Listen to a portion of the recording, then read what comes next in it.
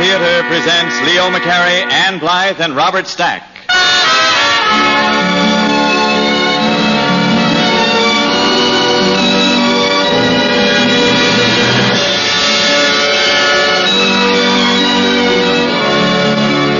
From Hollywood, the Mutual Broadcasting System, in cooperation with Family Theater, presents Ann Blythe and Robert Stack in The House Where Time Stopped. To introduce the drama, here is your host, Leo McCarey.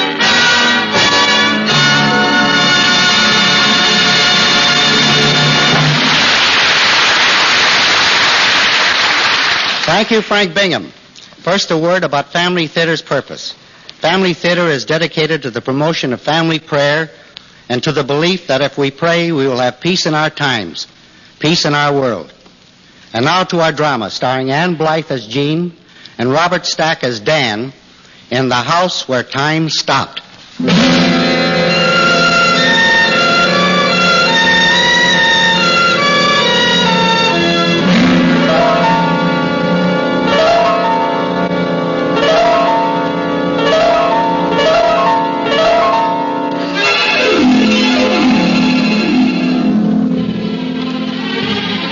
A not-so-new car spins along a rain-whipped road.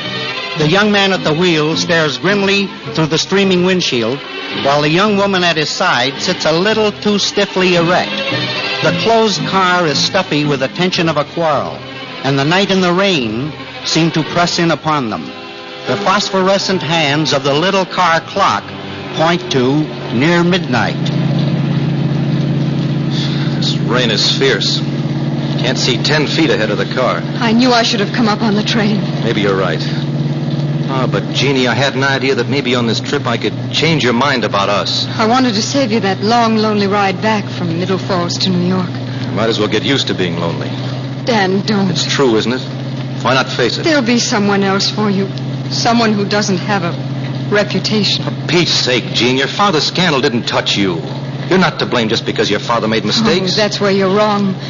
If you're going to be a successful young lawyer, Mr. Farrell, you'd better find out about people. All right, so you had your picture in the tabloids. But in a year, everyone will have forgotten. When a man does, well, what your dad did, they do forget. I know people. A thing like that is never forgotten. As long as I'm Jean Hayes, Middle Falls librarian, it won't make any difference that my father was an embezzler who committed suicide. But as Mrs. Dan Farrell, wife of the young politician... Jeannie, there's no law that says I have to be in politics. We'll go west. There are places out there that never heard of the Hayes scandal. Oh, but in those places, young lawyers aren't part of the firm of Willard, Pilbeam, and Sandburn. I've said it before, and I'll say it again. You're more important to me than any law firm. I'll open up my own office. I'm not going to spoil your future with my past, Dan. No. You want to spend the rest of your life in Middle Falls hugging your regrets. That's a lot of... Now, what's the matter with the car? Oh, Dan, don't tell me that I guess we should have taken a boat for this trip. The engine stopped. Yeah, she's drowned out. We're miles and miles from Middle Falls, and it's so late. I'll go out and see if I can do anything. I didn't want you to bring me up here. I told you it was finished. It's even worse than I thought. The engine's soaked. What are you going to do? I'm going to get in out of this cloudburst for a minute. I suppose if we wait, there'll be someone along. No, I don't think so. Not in this downpour. Well, we'll just sit here and wait. Dan, look, isn't that a light through there? See, off to the left. Yeah, you're right. Must be a farmhouse. Tell you what. I'll go over and see if they'll let me use the phone. Oh, you're not going to leave me here all by myself? Well, darling, it's pretty wet. I don't care. If you're going to that house, I'm going with you. All right. But you're going to wish you brought your water wings. Come on.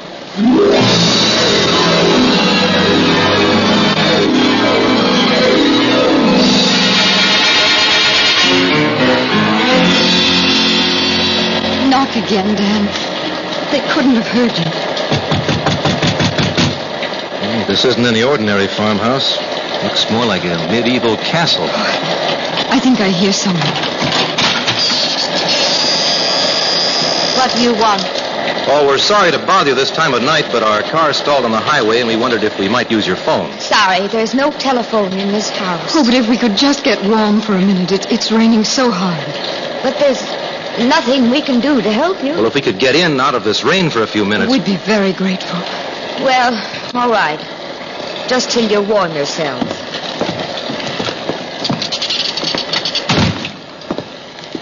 Oh, we certainly appreciate this. There's a fire in here. You can dry out. Follow me. How far is it to the nearest town? 15 miles. We can't walk that far in this rain. And it's so late. What time is it, Dan?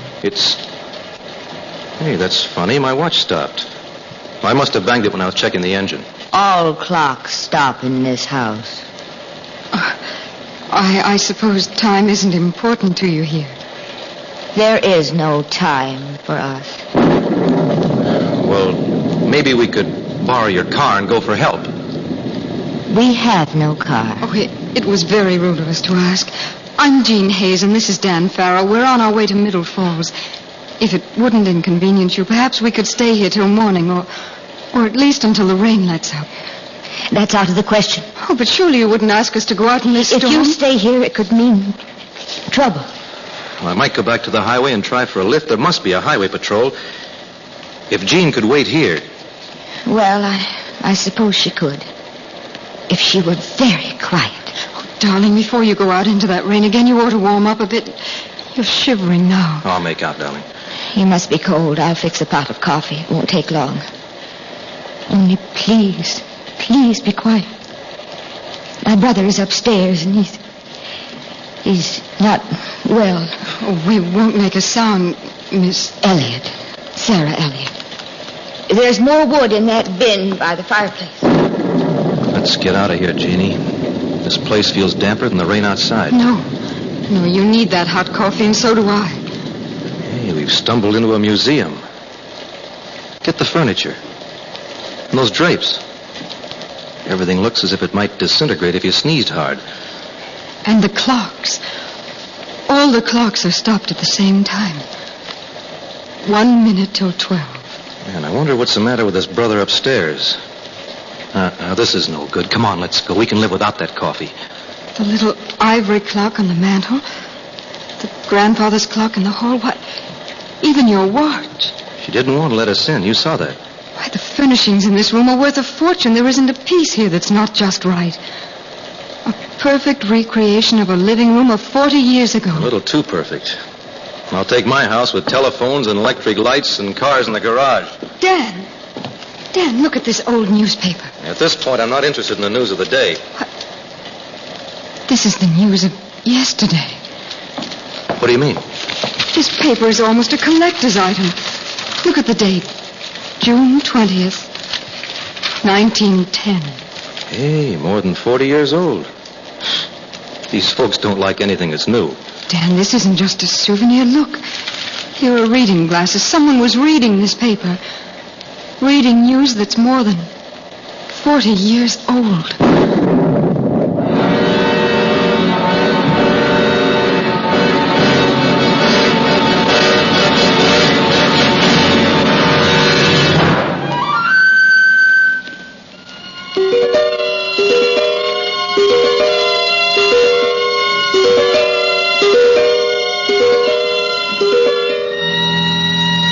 This coffee is just what we needed, Miss Elliot. With this to fortify us, I think we can face the storm. Well, I'm sorry to have seemed so inhospitable. It's just that my situation is rather difficult. We were noticing the beautiful antiques you have. Some of these pieces are priceless. There was a time when the Elliot place was one of the show houses of the county before. Oh, we were noticing the newspaper. Newspaper? You don't often see a paper that's 40 years old in the living room. My brother likes to read it. It reminds him of something important. Who plays the piano? You or your brother? Neither one of us. You mustn't touch it. Oh, but there's even music on it. The last rose of summer. No! No one plays the piano. No one has touched it since she... Please come. Helen's here. Jean, I think you've disturbed Miss Elliot's brother. Oh, I'm sorry. I forgot. That song. What a wonderful way to let me know that you're home, my dear. No, Roger, go back. Please, it's nothing. They came and you didn't call me. Shame on you, Sarah. You and your little surprises. You'll never quite grow up, will you, my dear? Go back to your room, Roger. Please. If I hadn't heard the piano in my room, I wouldn't have known that Helen was here. Jeannie, I'm getting you out of here. I've been waiting and waiting. You're terribly late. Terribly late. Mr. Elliot, why do you look at me like that? Helen, my dear, you look lovely. Tell me, how was the trip? Roger, please. I think you've made a mistake. Miss Hayes and I will go back to our car now. Helen, you haven't answered me. Did you have a nice trip? You've been gone so long. Roger, these are two strangers. They're strangers. Strangers, really? Really, Sarah, is a man's wife a stranger? Oh, please. Now, wait a minute, Mr. Elliot. My little wife, who is very late. Don't you know how I worry? How could you have kept me waiting so long? So long. Oh, no. Mr. Elliot, you must listen. Of course I'll listen. We'll have the rest of our lives together, listening to one another. But here we must celebrate. I'll get the wine. The port you always have enjoyed so much, my dear. Quickly. While he's gone for the port wine, you must leave. Yeah, but what's it all about? Who does he think Jean is? There's no time to tell you now. And what could it mean to you? Perhaps a great deal. The way he looked at me, I was scared, and yet I wanted to cry for him. He was so sure that I was... That you were Helen. You do look a little like her. Helen was his wife. Yes, his wife.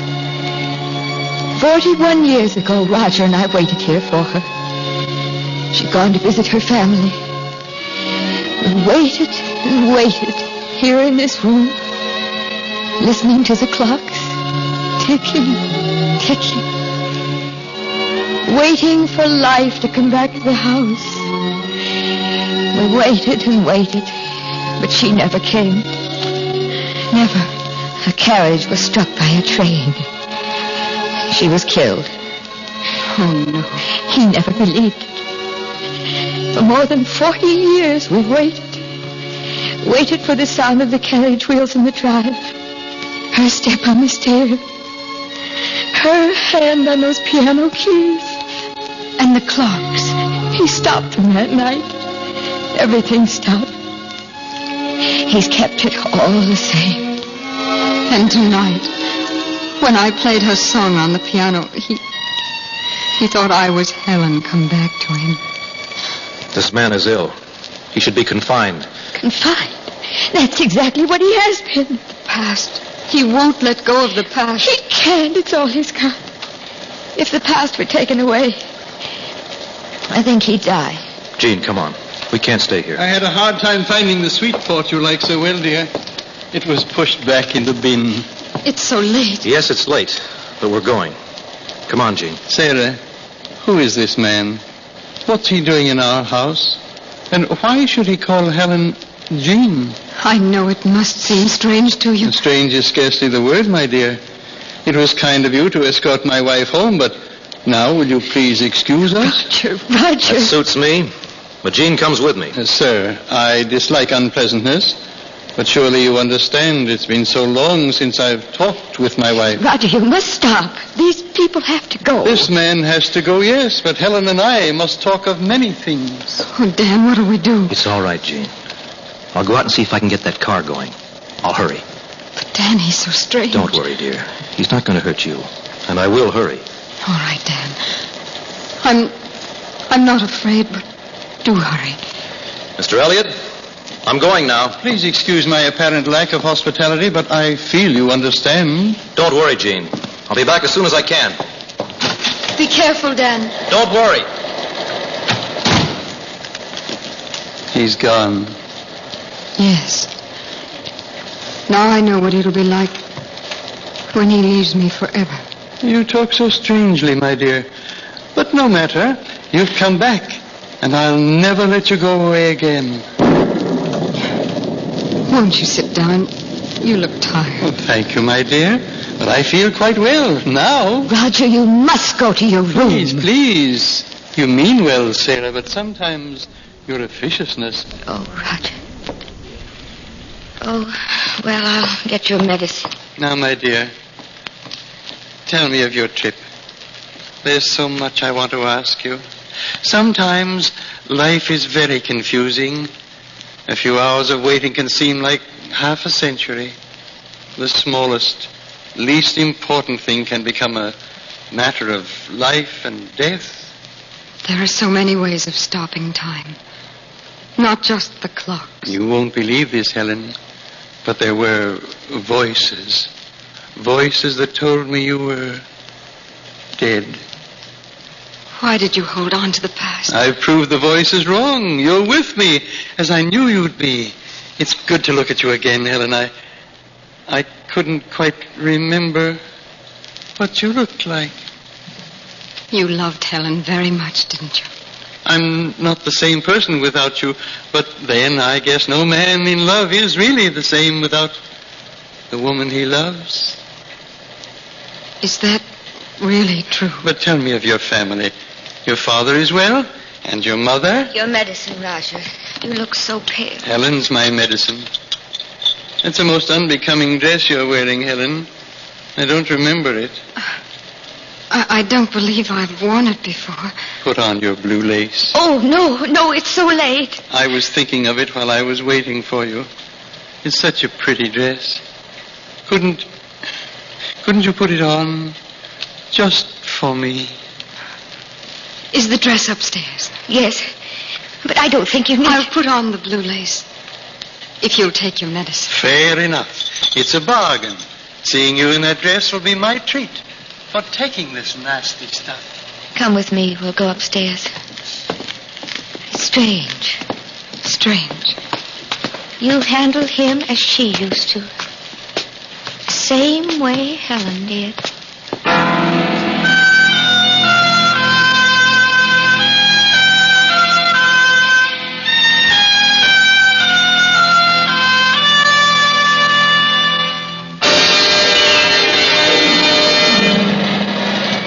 Why doesn't someone come along? This rain, I can't see anything. Why did I leave Jeannie in there with that old guy? And if there isn't a car along in the next couple of minutes, I'm going back. Wait, that looks like headlights. It is. Got to make them stop. Got to... Stop! I need help! I need help!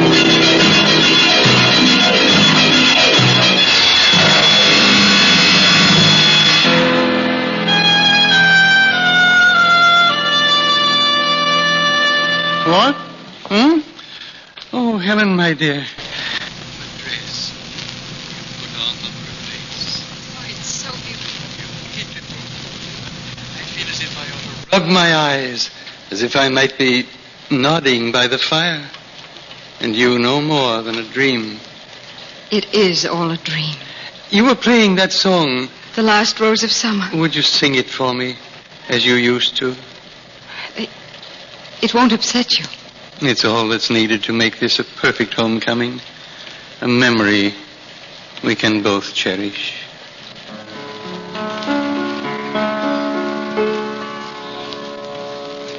Tis the last rose of summer left blooming alone.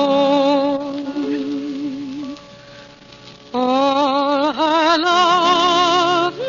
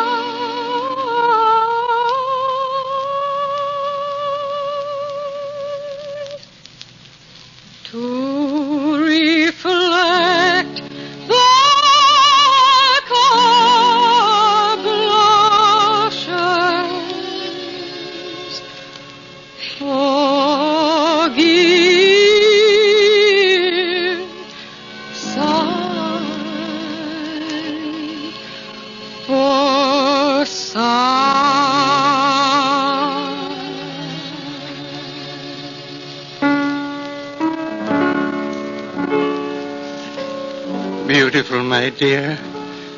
Even more beautiful than before. It's such a sad song, don't you think? Sad? Yes. To belong to a summer that's past. Not to look to the summer that's ahead. And the past summers were so perfect. And the summers ahead, you never know. Stop it, stop.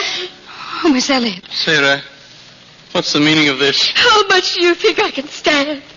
Seeing the two of you sitting there just as you used to. This is inexcusable. Sitting there just as if time had slipped back 40 years. Oh, Miss Elliot. Do you think it's wise to upset him so? Helen, what's she talking about? Her name's not Helen. It's Jean Hayes. Jean. That's what that man called her. Look at her. She's not your wife. Is she? Is she? You're hurting him. Your wife is dead, Roger. She's been dead 40 years. No, I won't listen. I won't. You're going to listen now. You're an old man, Roger Elliot. We're both old. We've grown old here in this house where time has stopped. It's a lie. Helen, tell her we're young. Tell her. Look at yourself in that mirror. Really look. What do you mean, Sarah? What are you saying? Helen is dead. She's been dead 40 years. No. That isn't so. Please, Miss Elliot, why do you say that? He's been so happy. It's time we realize. Please. Oh, please let me talk with him for just a few minutes. It's a waste of time. He'll pay no attention. Please, Miss Elliot. Perhaps I can help. Yes, Sarah. There are things I must know. All right. But I know it's a waste of time, Miss Hayes. I'll be in the kitchen. My dear. Oh, wait just a minute, Mr. Elliot. Oh, you must realize that I'm not Helen. You do, don't you? Yes, my dear. I do know, but I refuse to admit it. You're so like Helen. And after waiting all these years to have you come into the house, it was a dream come true. You know, my dear, I have waited a long time. Mr. Elliot, you know, too, that Helen is not coming here again as I came tonight. But really, she is here all the time. She's here in your memory of her. She's here in your wonderful love of her. But... Can't you see how fortunate you've been? To have Helen always just as she was. Unchanged by time or the world. Lovely and beautiful always. I begin to understand. Oh, we can't live in yesterday. None of us can. We must live today. We must live for tomorrow. We can't shut out today and we can't close out tomorrow. You're right, my dear. I have refused to live in today. I have rejected the tomorrows that must come. Oh, that's it, Mr. Elliot. We can't hug our regrets. We can't. What is it, my dear? It's strange. I just realized I was going to do just what you've done. I was going to shut out today and tomorrow and live only with yesterday's memories. Perhaps we have been of some help to each other. My dear. Mr. Elliot. Oh, that must be Dan. I'll let him in. Darling, everything's okay now. I finally flagged down a state trooper. He'll take us into town. Oh, Dan. Dan, I've been such a fool. I almost lost everything that's real. It took this storm, the car, and Mr. Elliot to make me realize you've been right all along. Oh, Dan. Dan, I want to go back to New York with you. Jeannie, you really mean that? Yes. Yes, I do. I almost got lost in yesterday, too. You know, I have an idea that the storm and the car stopping was sort of planned. We should thank Mr. Elliot for finding us. How wonderful it all seems now. Sarah. Yes, Roger. Let's start the clocks. Oh, Roger. The past is dead. Let's live for tomorrow. Oh, Dan. Don't ever let me stop the clocks again. Don't ever let me again get lost in yesterday. Forget yesterday, Jeannie. I have. I've been so wrong. We can forget the past. For us, there's tomorrow.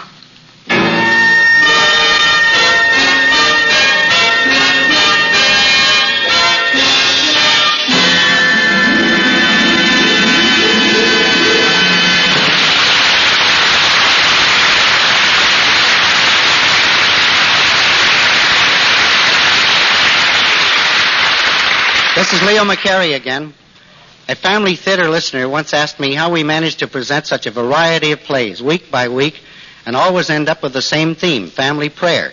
You present a mystery, he said, or a story of suspense or comedy or an historical drama, and each time you conclude, the family that prays together stays together. It never fails to make sense, but how do you do it? Well, as a matter of fact, we merely point up what life itself so rather clearly implies. It might be said that a good story is an experience of all of life in a single incident of it. There is always an issue and always some sort of conflict, which in one way or another reveals the quality and values of our human nature. The outcome may be pathetic or tragic, or the situation may be happily resolved by a mere application of good sense and fine humor. No matter what it concerns, a story is what happens to one of us. But who is us? Each of us is one of God's own and therefore one of our own. The love we have of story is, more or less, a proof of the love we really have for one another. Even though the story be fictional, it may be a valid story because it is real in its illumination of the nature of man. Thus, in a way, every story is my story, and it is your story, for we are all brothers of each other in God's family.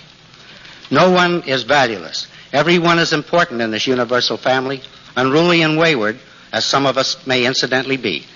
And in our own families, we are a counterpart of God's great family. Poverty, riches, pride, vanity, partisan ambition can ruin them. Only affection and prayer for understanding between us holds us together. And that is why we say that under the fatherhood of God, the family that prays together stays together. More things are wrought by prayer than this world dreams of.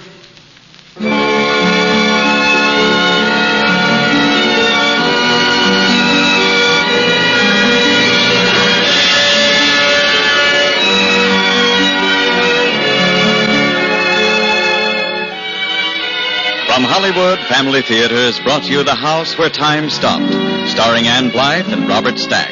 Leo McCarey was your host. Norman Field was heard as Roger and Lorene Tuttle as Sarah. The script was written by John McGreevy, with music composed and conducted by Harry Zimmerman, and was directed for Family Theater by Joseph F. Mansfield. This is Frank Bingman expressing the wish of Family Theater that the blessings of God may be upon you and your home, and inviting you to join us next week at this same time when Family Theater will present Stephen McNally and Joan Leslie in The Bid Was for Hearts. Join us, won't you?